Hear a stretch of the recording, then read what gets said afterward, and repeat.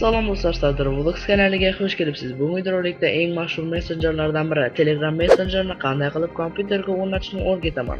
Va hozirgi 9 sekundlik introimdan so'ng videoni davom ettiraman do'stlar.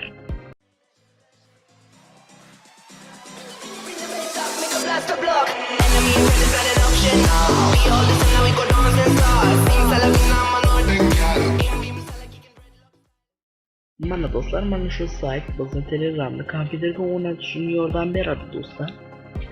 Bu yerdan mana bu o'zini Telegramni official sayti bo'ladi. Mana Get Telegram for Windows ni bosamiz. Bitta bosganimizdan so'ng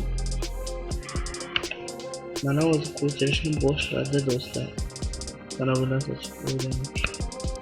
ko'rmay turish mumkin. Shuning uchun Ctrl J tugmasini bosamiz.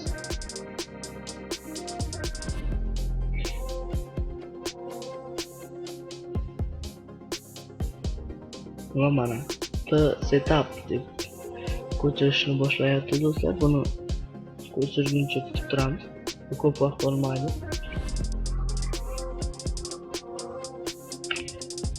Xullas do'stlar, mana ko'chirib bo'lgandan so'ng setup deb o'zi chiqadi. Buni ishlarning chap tarafini 2 marta bosib kiramiz. Va endi bu yerdan запустичni bosamiz.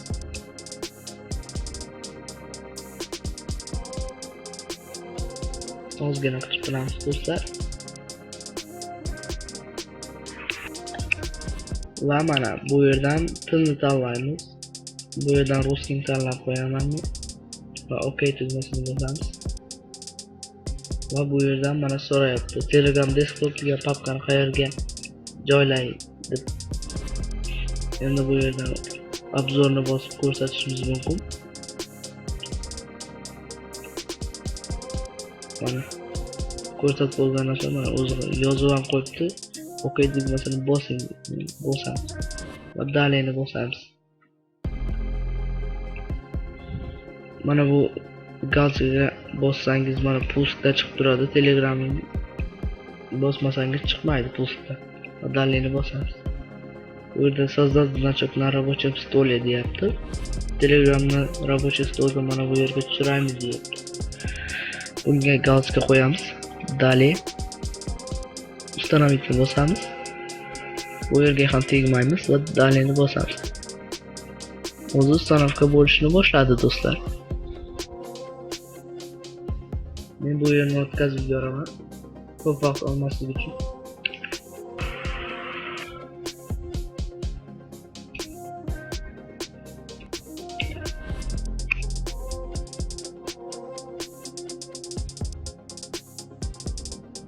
Va mana do'stlar, запустить Telegramni. Mana bu galskani ayirib tashlasangiz, hozir avtomatik Telegramga kirib ketadi. Mana ayirmasangiz kirmaydi. O'sha zavrshitni bosamiz.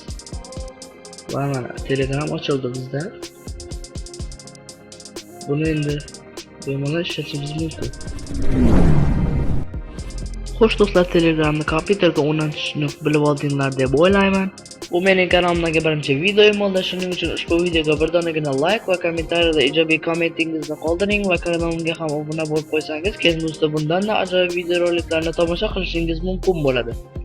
Va men shu yerda videorolikni tugataman va keyingi videoroliklarda ko'rishguncha xayr deb qolaman do'stlar.